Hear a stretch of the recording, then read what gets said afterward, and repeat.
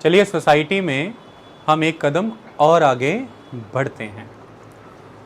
हम सही मायने में जो चैप्टर पढ़ रहे हैं इस समय में, उसके नाम से ही ये स्थापित होता है कि हम कौन सा नज़रिया विकसित करना चाहते हैं। नाम देखिए क्या था, the market as a social institution. Market माने बाजार भी एक सामाजिक संस्था है, एक सोशल इंस्टीट्यूशन है। हमने इसे समझा है और समझने के लिए छोटा सा उदाहरण ही बहुत था कि अगर हम आज की डेट में देखें तो सपोज़ कीजिए कि एक बाज़ार है, मान लीजिए बाज़ार का लेआउट है, बाज़ार लगा हुआ है। यही महत्वपूर्ण है कि उस बाज़ार में जो सेंट्रल प्लेस ऑक्यूपाई किया गया है, जिन शॉप्स के द्वारा, जिन ट्रेड और कमर्शियल एक्टिविटीज़ के द्वारा, तो सुपीरियर क्लास की एक्टिविटीज़ होंगी, जैसे कि अच्छी गारमेंट की शॉप्स, अच्छे ज्वेलरी की शॉप्स, बिल्कुल उस बाज़ार के कोर और सेंट्रल एरिया में आपको मिलेंगी। आप बाज़ार चले जाएं, पंजाब जलंधर का भी, अंदर जाइए लाल बाज़ार मिलेगा, द गोल्ड मार्केट, सराफा बाज़ार, मनी एक्सचेंज सिस्टम, बिल्कुल अंदर जिधर से भी एंट्री लीजिएगा कोर में मिलेगा गोल्ड मार्केट। और फिर धीरे धीरे शुरू होगी ज़बरदस्त गारमेंट मार्केट, और जैसे जैसे बाज़ार की बाहर आने लगेंगे तो जूतियों की मार्केट, और एकदम बाहर निकलने लगेंगे तो ताज़ा नए लोगों की खोली हुई दुकानें, वो फिर मिक्सचर, मनियारी की दुकान, बीच में कोई रिफ़्रेशमेंट शॉप या छोटी मोटी कॉस्मेटिक्स। इसी बाज़ार का लेआउट ये बता रहा है, जालंधर का ही, आप चाहे ज्योति चौक से एंट्री ले लें, चाहे डॉल्फिन वाली रोड से एंट्री ले लें, कि बाज़ार का जो एक लेआउट है, इसमें जो सेंट्रल प्लेस है, ये या तो सुपीरियर डोमिनेंट कम्युनिटीज़ ने ऑक्यूपाई किया होता है और सुपीरियर कमर्शियल एक्टिविटीज़ ने ऑक्यूपाई किया होता है। तो बाज़ार एक सरल बाज़ार नहीं है। बाज़ार अपने आप में एक संस्था की तरह काम करता है, जिसकी सेटिंग मात्र ही ये बताती है कि इसमें कास्ट और कास्ट से जुड़े ऑक्यूपेशन का डोमिनेंस है कि किसको क्या पोजीशन और प्लेसमेंट मिलेगी। आई बात समझ में? दैट इज़ द बाज़ार। तो बाज़ार में नोटिस करिएगा कि संडे बाज़ार जब लगता है, उन बड़ी दुकानों के बाहर जब रेहड़ी लगाने की परमिशन मिलती है, उस दिन बायर कौन होते हैं और सेलर कौन होते हैं, उस दिन क्वालिटी ऑफ गुड्स कैसी होती हैं, उस दिन प्राइस क्या होता है, कॉस्ट क्या होती है गुड्स की, और वो बाज़ार को कौन ऑर्गेनाइज करता है, कौन कंट्रोल करता है। और रेस्ट ऑफ दैट 7-6 डेज़ में जो बाज़ार लगता है, उसकी placement, quality of goods, buyer और सेलर डिफरेंट कैरेक्टर के होते हैं।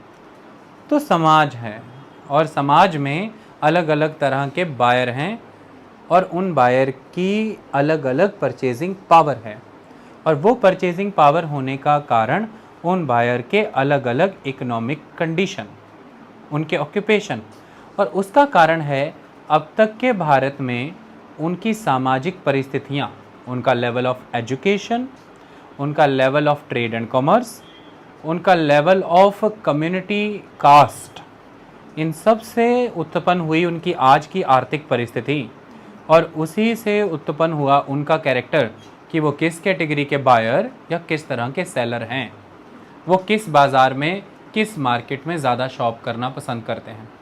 तो यहाँ पर भी आप सुनते होंगे कि बाज़ार इतना सरल नहीं। अमूमन आपके मुंह से ये शब्द निकल आता है कि हम तो ज़्यादातर शॉपिंग मॉल से ही करते हैं, हम नहीं जाते बाज़ार। What do mean by that line? ये मॉल से शॉपिंग करना मतलब क्या? इट इज़ अ सिंबल, किसका? A status symbol. और what kind of status is this? It is a social status. You are projecting, you are emphasizing that you are superior in some manner because you are purchasing from mall. You are not going to the market, the regular market. लेकिन वहीं दूसरी तरफ कुछ लोग आपको नज़र आएंगे, वो ये कहेंगे ये मॉलों में तो पैसे ही बर्बाद करवाते हैं ये लोग, ये तो अमीरों के चोचले हैं, ये तो फलाना है ढमकाना है, जो चीज़ बाज़ार से मिल जानी है 4 दुकानों में घूम के वो कहीं नहीं मिलनी। हम तो पैसों को बहुत रैशनली यूज़ करते हैं, हम तो बाज़ार में घूम के सामान खरीदते हैं, आधे दाम में लेकर के आते हैं। तो उनकी नज़रों में भी वो वर्ग जो मॉल जाता है वो फाइनेंशियली समवेयर सुपीरियर है। तो बाजार सिर्फ बाजार नहीं होता, बाजार एक तरह से एक संस्था की तरह काम करती है, जो संस्था इस बात को रिफ्लेक्ट करती है कि बेचने वाले कौन हैं, उनकी सेटलमेंट कहाँ है बाज़ार के अंदर, ख़रीदार कौन है और किस दिन खरीदने आते हैं, वो संडे मार्केट के वाले बायर हैं, वो रेगुलर लगने वाले बाज़ार के बायर हैं, वो उन कोर शॉप्स पे जाते हैं जहाँ पर जो 3-4 पक्की बड़ी दुकानें जहाँ पे फिक्स रेट और हाई क्वालिटी माल बिकता है। वो दुकानदार भी कई बार ग्राहक बाहर जब चले जा रहे होते हैं तो वो यही कहता है, वो चल तू फिर तू ग्राहक को हम डील नहीं करते, हमारे पक्के ही ग्राहक हैं जिनका वही टेस्ट है, वही प्रेफरेंस। ये सारी बातों को कभी बैठ करके नोटिस करना, ये सिर्फ बाज़ार की बात नहीं है, ये सिर्फ खरीदने बेचने वाली बातें नहीं हैं, ये हर बात का एक्सरे एनालिसिस ये बताता है कि इसके पीछे कोई ना कोई सोशल बैकग्राउंड है, कोई ना कोई स्टेटस का जिक्र हो रहा है। सो बाज़ार मार्केट अपने आप में एक तरह का सोशल इंस्टीट्यूशन है। आई बात समझ में? इसी कॉन्टेक्स्ट में हम एक टॉपिक पढ़ने जा रहे हैं। टॉपिक पढ़ें उसके पहले ये नज़रिया पढ़िए जो लिखा है नीचे। क्या लिखा है? Importance of the social context to economic processes. हम अभी समझेंगे कि इकोनॉमिक प्रोसेसेस किसकी बात हुई है, और इन इकोनॉमिक प्रोसेसेस को समझने के लिए सिर्फ़ और सिर्फ इकोनॉमिक्स के लॉज ही संपूर्ण नहीं है, हमें सोशल कॉन्टेक्स्ट में इन इकोनॉमिक प्रोसेसेस को समझना होगा। और जब हम सोशल कॉन्टेक्स्ट में इकोनॉमिक प्रोसेसेस को समझने की बात करते हैं तो इकोनॉमिक प्रोसेस यहाँ पर मैं बताता हूँ कौन सा, वो ये वाला, market and trading network, markets and trading networks, it is economic process.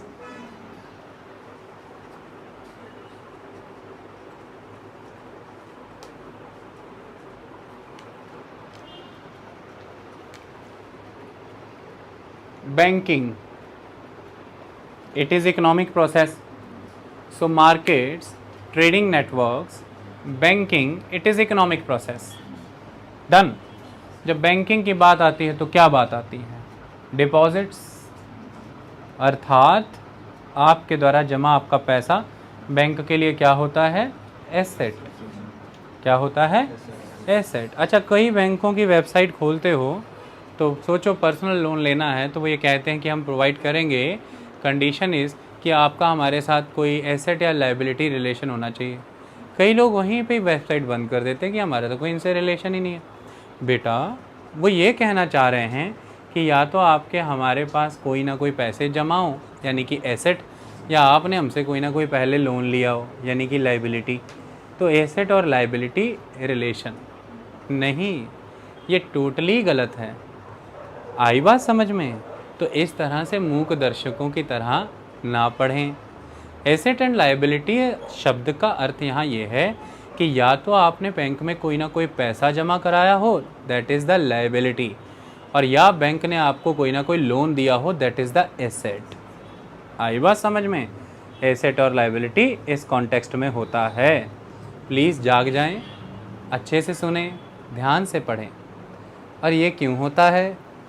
देखो कमल, चलो इसी शब्द से शुरुआत करते हैं।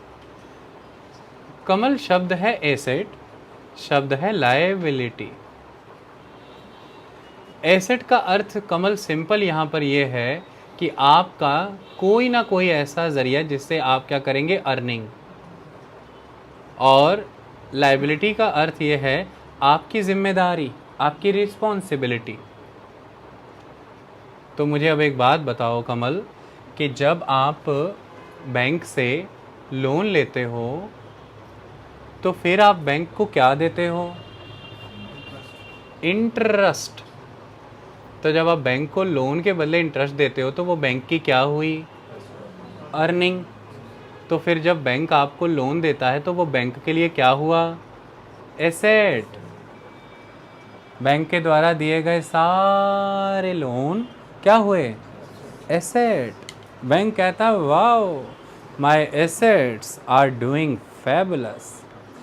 और जब रुबिंदर लोन का जो मूल रकम है, असल यानी कि प्रिंसिपल वापस नहीं कर रही हो और ब्याज भी नहीं दे रही हो और 90 दिन से ऊपर हो गए हैं, बैंक के लिए ये वाला एसेट परफॉर्म करना बंद कर देता है। तो बैंक फिर कहता है now it is getting non performing asset, NPA। Okay, तो NPA वर्ड हो सकता है आपने अपने जीवन में बहुत सुना हो। मैनेजर बहुत तंग है कि मेरे बैंक का NPA बहुत हो गया है। कोई पूछेगा क्या, मैंने 10 करोड़ लोन बांटे हुए हैं, 4 करोड़ लोन ना तो ब्याज आ रहा है ना मूल कुछ आ रहा है, तो 4 करोड़ NPA हो गया है। Full form is non performing asset. तो फिर उसकी ड्यूटी क्या लगाई जाएगी, भाई रिकवरी कर। तो फिर वो तेज़ी से किधर लगेगा, NPA रिकवरी में। तो वो रोज़ एक शब्द यूज़ करेगा, I am working for NPA recovery. SBI नाम के एक बैंक ने सपोज़ विजय माल्या को 1000 या 1500 करोड़ का लोन दिया। विजय माल्या ने लोन वापस करना बंद कर दिया, तो NPA का SBI का वो एसेट नॉन परफॉर्मिंग एसेट हो गया, NPA। ओके, तो बैंक जो आपको लोन देता है उससे बैंक को कमाई होती है, वही है बैंक की आमदनी का ज़रिया। जैसे कोई परिवार ब्याजी पैसे चढ़ा के ही ज़िंदगी चला रहा होता है, उससे पूछो आपका महीना खर्चा कैसे चलता है, तो ब्याजू अर्थात ब्याजी। कितना लेते हो, 2%। किस तरह से, सिक्योर, गोल्ड जमा या कागजात जमा तो 2%, अनसिक्योर तो 5%, यानी कि 100 रुपये पे 5 रुपये। बेटा बहुत भारी छीलते हैं। जबकि बैंक वाले, बैंक से लोन लो, पर्सनल लोन लो, तो बहुत ज़्यादा भी साल का 12% लेते हैं PA पर एनम। तो मतलब महीने का 1% ही हुआ, 100 रुपये पे 1 रुपये। लेकिन जब हम किसी से ऐसे ही पकड़ लेते हैं मोहल्ले में या जान पहचान, तो कहते हैं वो कहता 2%, 5%, तब आप कहेंगे वो वाओ बैंक वाला था 12%। बेटा वो 12% पर ईयर, मंथली 1%, ये 5% पर मंथ। 100 पे 5 की डंडी कटेगी। मैंने 1 लाख लिया है तो 5000 रुपया ब्याज। अगर कहीं इतना बैंक देने लगे फिर तो काम धंधे करने की ज़रूरत ही नहीं, करोड़ रुपया जमा कराओ और ज़िंदगी गदगद। लेकिन ऐसा नहीं होता। ये है उस परिवार का एसेट जो ब्याजू पैसे चढ़ा के ब्याज खाता है, सूद समेत वसूलूंगा, सुना था ना वो जो लाला, वो जो सुखिया, वो जो मदर इंडिया फिल्म में वो जो पैसे ब्याज पे चढ़ाते थे, एसेट। लेकिन वही रुचिका ने 10 लाख रुपए की एक रेकरेंट डिपॉजिट यानी RD या FD बैंक में कराई है, SBI में। क्या वो बैंक की है? सारी जिंदगी बैंक के लिए वो एक जिम्मेवारी है, क्योंकि बैंक क्या जानता है कि किसी भी दिन रुचिका अचानक आ जाएगी और बोलेगी ये लीजिए चेक, मेरी FD दीजिए। तो बैंक उस दिन क्या कहेगा, अरे आइए हमारी जिम्मेवारी है आपके प्रति, ये तो हमारी लायबिलिटी थी। तो शुरू से आपने एक वर्ड सुना होगा, वैसे मैं मानता नहीं पर बताना तो जरूरी है। कई माता पिता ऐसा भी कहते हैं, मान लीजिए 1 बेटी 2 बेटी, तो कहते लायबिलिटी तो बहुत है ना सिर पे, भाभी जी जोड़ना तो पड़ेगा। लायबिलिटियाँ देखिए 3 बेटियाँ भी आनी है। और लड़के की तरफ देख के कहते एसेट तो एक ही अपने पास है, आना एक है जाना 3 है। इस तरह से एसेट लायबिलिटी शब्द समाज ने बना लिए। लायबिलिटी अर्थात जिसकी आपकी देनदारी बनती है, जिसके प्रति आप देय हैं। तो इसलिए अगर आपको किसी बैंक से लोन लेना है तो बैंक शर्त लगाता है भी हमसे कोई एसेट लायबिलिटी रिश्ता बना लो, तो बना लो, 2-3 हज़ार रुपये का सेविंग अकाउंट खुलवा लो, क्या फ़र्क पड़ता है। Okay, that is all. इसे ज़िंदगी में कभी भी भूलना मत। जो आप जाके सेविंग अकाउंट में पैसा डलवा के आए, या FD में या RD में या LIC में, वो क्या है, बैंक की लायबिलिटी, वो देना है ना आपको। और जो आपने personal loan, car loan, home loan या कोई भी लोन ले लिया है बैंक से, एजुकेशन लोन, वो बैंक का क्या है, एसेट। डन है भाई, चलें आगे। एसेट लायबिलिटी समझ आ गया। वैसे अंदाज़ा नहीं था कि समझाना पड़ेगा, वैसे इकॉनमी करने के बाद भी कई बार समझ में नहीं आता। एसेट लायबिलिटी में ही सारी ज़िंदगी डूबे रहते हैं कि कौन कौन सा लायबिलिटी है, कौन कौन सा एसेट। बस ऐसे समझ लेना इसको हमेशा के लिए। तो कुल मिलाकर के ये जो इकोनॉमिक प्रोसेसेस रहते हैं ना, जिनमें हमने 3 मेन प्रोसेस देखे, ट्रेडिंग नेटवर्क्स, मार्केट्स, बैंकिंग, इसका भी एक सोशल कॉन्टेक्स्ट होता है। इसे सामाजिक संदर्भ में देखना चाहिए। आई बात समझ में? ऐसे ये कॉन्टेक्स्ट शब्द और ये वर्ड बड़ा तंग करते होंगे कि कैसे, चलो मैं आपको समझाता हूँ, अभी समझ लेते हैं। अच्छा, जब आप अपने घर वालों को कहते हैं कि पापा ट्रिप पे जाना है, आप तो देखो कितनी अच्छी बातें कह रहे हो, पापा वहाँ पर आर्कोलॉजिकल साइट्स हैं, अच्छे अच्छे पुराने किले हैं, और कॉलेज में भी ये सब्जेक्ट चल रहा है और प्रोजेक्ट है। आपने पापा को कौन सा कॉन्टेक्स्ट दिखलाया? Educational context. और पापा भी कभी आप ही थे, आप जो आ जाए वो पापा भी थे उस उम्र में। पापा भी जाया करते थे आर्कोलॉजिकल साइटें देखने, और पापा ने भी उन जमानों का वहाँ पत्थर से दिल गाड़ा हुआ है। तो पापा कह रहे हैं बेटे, तेरा जो वो यूथ कॉन्टेक्स्ट है ना, वो मैं समझ रहा हूँ, तू बात तो शिक्षा के संदर्भ में कर रहा है, लेकिन तेरा जो युवा संदर्भ है वो मैं समझ रहा हूँ, तू चिंता ना कर। तो ट्रिप ही है, पर उसके कॉन्टेक्स्ट तो बदल सकते हैं ना। वो एजुकेशनल कॉन्टेक्स्ट हो सकता है, लेजर कॉन्टेक्स्ट हो सकता है, मौज मस्ती का कॉन्टेक्स्ट हो सकता है, कई बारी ट्रिप का कॉन्टेक्स्ट पॉलिटिकल भी होता है। आई बात समझ में? दौरे पे आए हुए हैं और दौरे का पर्पस यहाँ पर राजनीतिक है। कॉन्टेक्स्ट चेंज हो सकते हैं, कार्य वही है, संदर्भ बदलते रहते हैं। बात समझ में आई? कार्य वही है, संदर्भ बदल गए। ओके, तो आपसे पूछा जाता है, अरे भाई आज तुम मतलब सुबह सुबह पूड़ियाँ हलवा किस संदर्भ में? तो फिर बताते हैं कि भाई आ रहे हैं आज कोई। संदर्भ बदल गया, क्योंकि उपलक्ष्य बदल गया ना भाई, इवेंट बदल गया।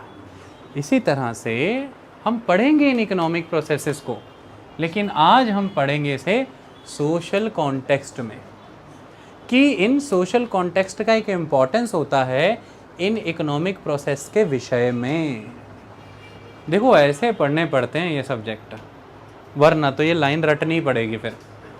Importance of the social context to economic processes समझाने पे आएंगे तो समझाया कुछ नहीं जाएगा, लेकिन वैज्ञानिक रूप से पढ़ेंगे तो सब समझा देंगे। मैं फ्रेम में आ रहा हूँ, चलिए अब समझाते हैं, कुछ कुछ आपको समझाते हैं।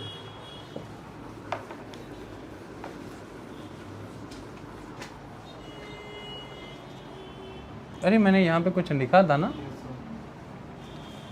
नत्तु कोट्टाई चेतियार नकरत्तर समाज लिखा था मैंने, वो बाद में लिखते हैं। मुद्दा क्या है, वो क्या समझाना चाहते हैं आपको? वो आपको 3 बातों पर ध्यान दिलाना चाहते हैं। वो ये कह रहे हैं कि भाई ये जो कॉलोनियल पीरियड था, इसका भी आज कर ही देते हैं सेटलमेंट, ताकि आपको कोई समस्या ही ना आया करे। कॉलोनियल पीरियड दीपांशु, ऐसा माना जाता है कि कॉलोनियल पीरियड को हम ब्रिटिश रूल का पीरियड कहते हैं। British period in India. इसको सिंपल ऐसा मानो, ब्रिटेन में एक कंपनी बनी जो कहाँ पर व्यापार करना चाहती थी? ईस्ट में। ब्रिटेन कहाँ? वेस्ट में। और वो है ईस्ट में व्यापार किधर करना चाहती है? इंडिक एरियाज़ में। तो ईस्ट इंडिया कंपनी, EIC, ये ईस्ट इंडिया कंपनी, आप इसको 1602 से 1604 के समय से ले लीजिए। ये समय रहेगा वहाँ बन के, वहाँ की महारानी की अनुमति लेके भारत आ जाना और यहाँ पे आके व्यापार करना। इस समय से ये व्यापार करना शुरू करेंगे। शुरुआत में व्यापारी होंगे, समय बदलते बदलते 1757 का एक समय आएगा जब बंगाल, भारत के बंगाल में एक जगह है प्लासी, जहाँ पे इनका बंगाल के नवाबों से युद्ध हो जाएगा। और जब वो एक बार बंगाल के नवाब ही इनके द्वारा हरा दिए गए, तो फिर ये नए लोगों को वहाँ नवाब बनाएंगे, नए मेंबर्स को, वो इनकी मर्जी से बनेंगे। यानी कि जैसे आम आदमी पार्टी आज पंजाब में जीती दिल्ली से आगे बढ़ के, वो तो लोकतांत्रिक प्रक्रिया के बाद चुनाव जीत करके जीती। लेकिन एक ज़माने में भारत में इतने सारे छोटे छोटे रीजनल रूलर्स, उनमें से एक रीजनल किंगडम जो बंगाल के नवाब थे, उनको अंग्रेज़ों ने हरा दिया। और हराने के बाद अपने पपेट, अपनी कठपुतलियों को वहाँ की गद्दी पे बैठा दिया, मतलब एक राज्य अंग्रेजों के कब्जे में आ गया। इसलिए 1757 का प्लासी का युद्ध बहुत महत्वपूर्ण होता है और मानते हैं कि यहाँ से सही राजनीतिक करियर की शुरुआत हो गई एक व्यापारिक कंपनी की, जो कि ईस्ट इंडिया कंपनी है। 1604 से 1757 इसी तरह से ये अलग अलग राज्यों को जीतते गए। एक समय में अति हो गई और वो अति का समय ठीक 100 साल बाद आया, 1857 में अंग्रेजों के खिलाफ विद्रोह हो गया, द रिवॉल्ट ऑफ 1857। जैसे ही अंग्रेजों के खिलाफ विद्रोह हो गया, अंग्रेजों ने विद्रोह को किसी तरह से कंट्रोल कर लिया, लेकिन ब्रिटिश क्राउन ने यानी कि क्वीन ने ये देखा कि नहीं, एक कंपनी के हाथों इतना बड़ा इंडिया देना ठीक नहीं। अब इंडिया का पॉलिटिकल फंक्शन सारा का सारा सीधे सीधे क्राउन के यानी कि ब्रिटिश क्वीन के कंट्रोल में आ जाए, ब्रिटिश पॉलिटिक्स के कंट्रोल में आ जाए, तो तभी से इंडिया में क्राउन का कंट्रोल डायरेक्ट हो गया 1857 के बाद से। ये सारे ही समय की अगर हम बात करें तो मेन कंट्री कौन सी है अगर देखा जाए तो ब्रिटेन, उससे कुछ लोग आ गए इंडिया, ब्रिटेन से निकले और इंडिया पहुंचे। इन लोगों ने आकर के इंडिया में अपनी कॉलोनी बसा ली ना, बसा ली पहले, और फिर धीरे धीरे इन्होंने क्या किया, ये पूरे इंडिया को ही ब्रिटेन की जो किंगडम है उसकी कॉलोनी बना लिया, एक कॉलोनी। तो ये फेज़ है, ये दौर है कॉलोनियलिज्म का phase, that is the colonial rule, colonial power, colonialism और द कॉलोनियल इंडिया। तो जब भी वर्ड कॉलोनियल आता है तो वैसे कॉलोनियल की बात करते हैं। तो प्री कॉलोनियल कौन सा दौर होगा, सिंपल सी कहानी, लगभग 1757 से पहले की बातें। और पोस्ट कॉलोनियल कौन सा होगा, 1947 जब देश आज़ाद हुआ उसके बाद की बातें। तो वो यहाँ पर जिक्र ये कर रहे हैं कि भाई प्री कॉलोनियल समय में और कॉलोनियल समय में जो भारत था उसके अंदर जो बाज़ार थे, मार्केट्स, और जो बाज़ार का व्यापार का तंत्र स्थापित था, ट्रेडिंग नेटवर्क्स, वो कास्ट बेस्ड हुआ करता था। प्रूव करो, सिद्ध करो। आई बात समझ में, यही सिद्ध करना है हमें, ये मुख्य टॉपिक है। समझ में आया?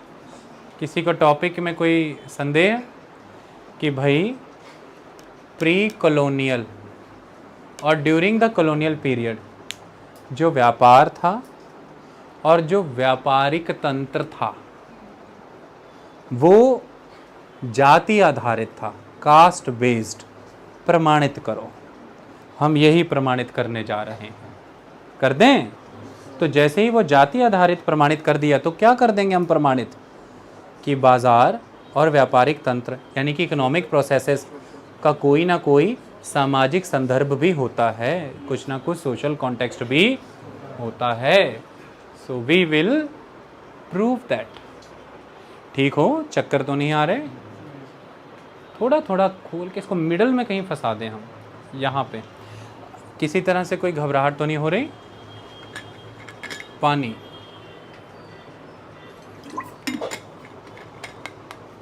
कैसे सीरियल और पुरानी फिल्मों में आदमी गिरा गिरा पानी पानी पानी, और एकदम से कोई आगे से पानी देता था, खड़ा हो जाता था, आपने हमें पानी दिया है, ऐसा करके कुछ। पानी भाई बहुत इम्पोर्टेंट है।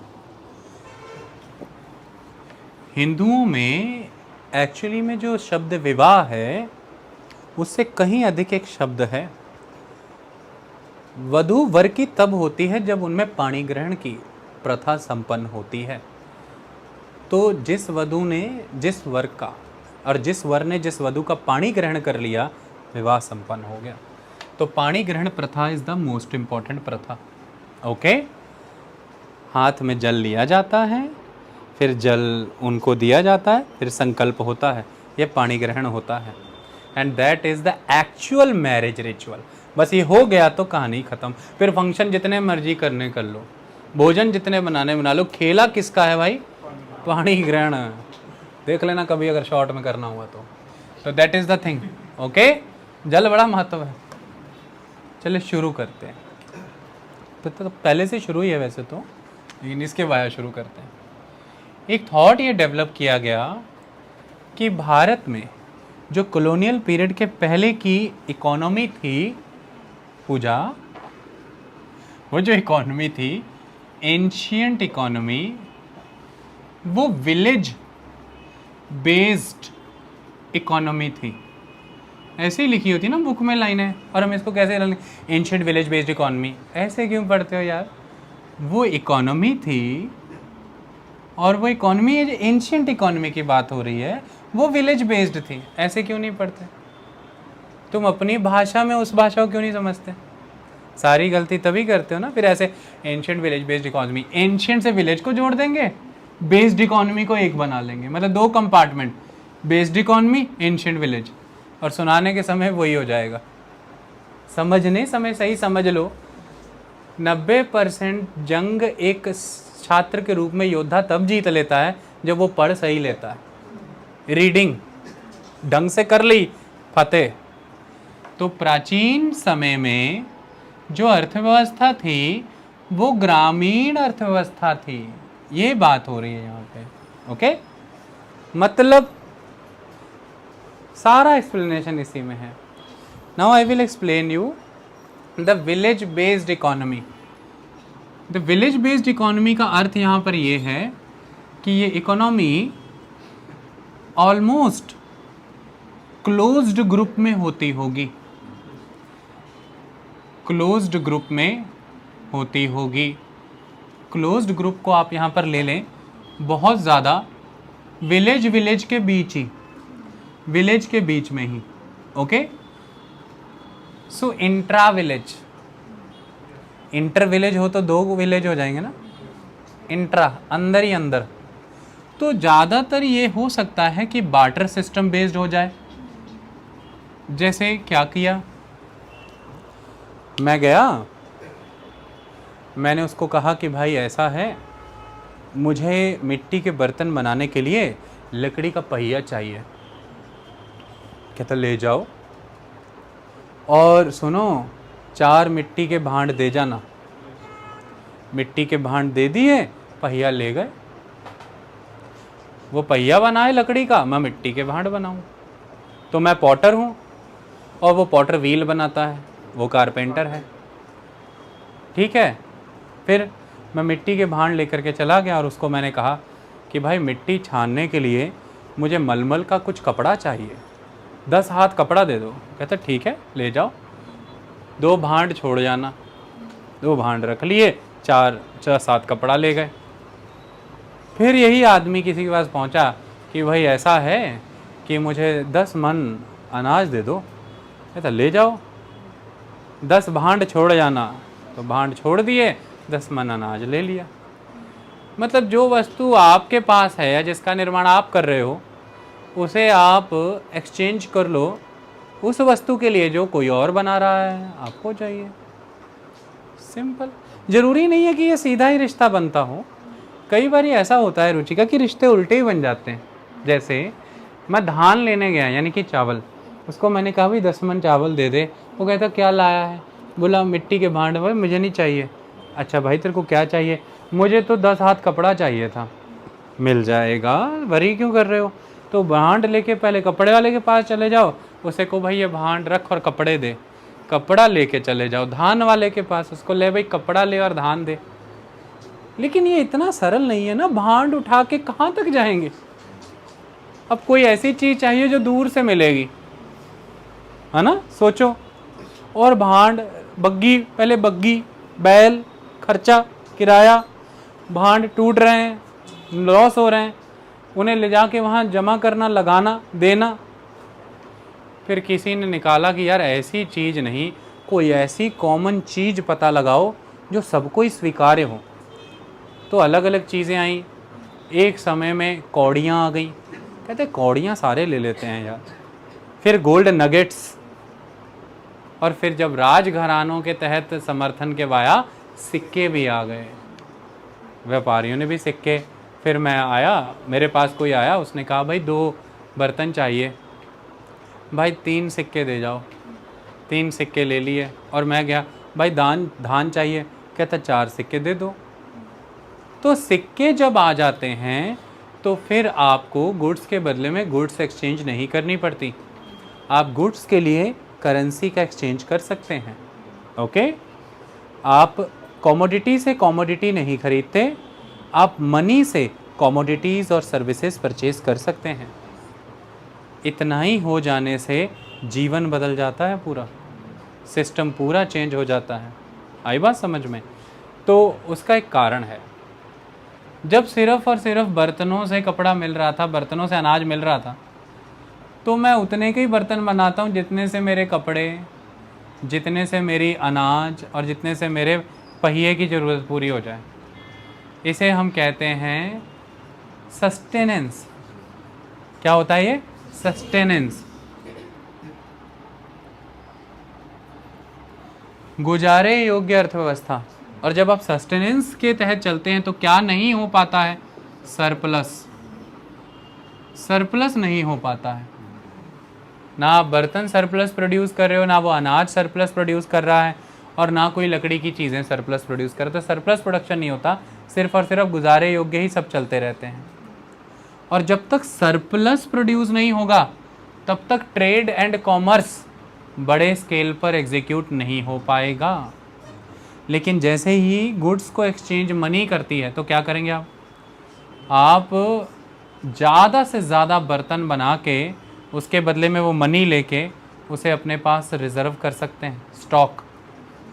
आप वो मनी को आगे अपने वंशजों को दे सकते हैं, तो वो इनहेरिट में जा सकती है। बर्तन जाएंगे इनहेरिटेंस में। वर्षा आ गई, पिताजी बच्चों के लिए बर्तन छोड़ के गए थे, इन बिटवीन वर्षा आ गई, बच्चे कह रहे हैं बर्तन कहाँ जो पिताजी छोड़ के गए, वो तो वर्षा में टूट गए। लेकिन बच्चे कह रहे हैं पिताजी क्या छोड़ के गए? संदूकड़ी। संदूकड़ी खोली तो क्या निकले? सिक्के, गहने। कहते पिताजी तो धन्य है यार, मतलब सिर्फ पिताजी तो फिर पता ही है आपको। तो आप आगे इनहेरिटेंस में दे सकते हैं, आप रिजर्व कर सकते हैं। इससे लालसा उत्पन्न होती है एक्युमुलेशन की, एक्युमुलेशन की तरफ आप उसे एकत्रित कर सकते हैं। और जब आप एक्युमुलेशन की लालसा पैदा करते हैं, प्रोडक्शन बढ़ जाती है। प्रोडक्शन बढ़ाना ही महत्वपूर्ण नहीं, कैटेगरी ऑफ बर्तन बनने लग गए अब आप, ताकि आपका ज़्यादा से ज़्यादा माल बिके।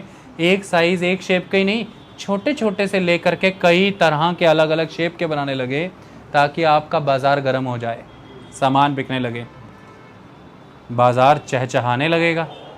छोटे छोटे बच्चे बुगनियाँ खरीदने आएंगे और वो कहेंगे क्या करनी है? सिक्के डालने हैं। अब बुगनी भी आ गई व्यापार में, पहले सिर्फ बर्तन होते थे। चीज़ें बदल जाएंगी। इस तरह से मनी इकोनॉमी जब किसी भी कमोडिटी एक्सचेंज इकोनॉमी में एंटर करती है, समाज की सोच को बदलती है, अर्थव्यवस्था को बदलती है। तो आप कई बार सोचेंगे ना कि मनी एंटर होने से सोसाइटी इकोनॉमी कैसे चेंज हो जाती है। हो तो गई, हमने बदल तो दी, समाज बदल गया, समाज सस्टेनेंस से आगे बढ़ के सरप्लस ओरिएंटेड हो गया। दूसरी तरफ समाज ने स्केल ऑफ प्रोडक्शन बहुत बढ़ा लिया, हर कोई बहुत ही लार्ज स्केल पर अब प्रोड्यूस कर रहा है। और लार्ज स्केल प्रोडक्शन पलक कैसे होगा?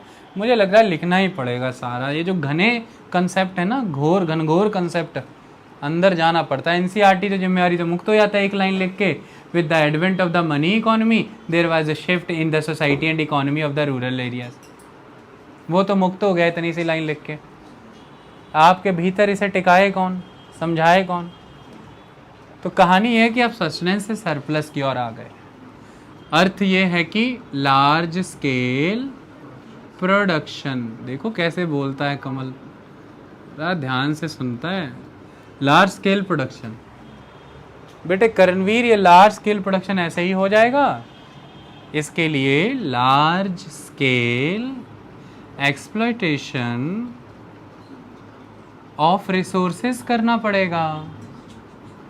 एक्सप्लॉइट ज़्यादा करनी पड़ेगी ना। अब ज़्यादा बर्तन बना रहे हो तो अब वो नहीं चलेगा ना, थोड़ी सी टीले से मिट्टी तोड़ लाए, हाथों से, खुरपे से, रंबी से। अब तो ज़्यादा लोग लगाने पड़ेंगे। कुछ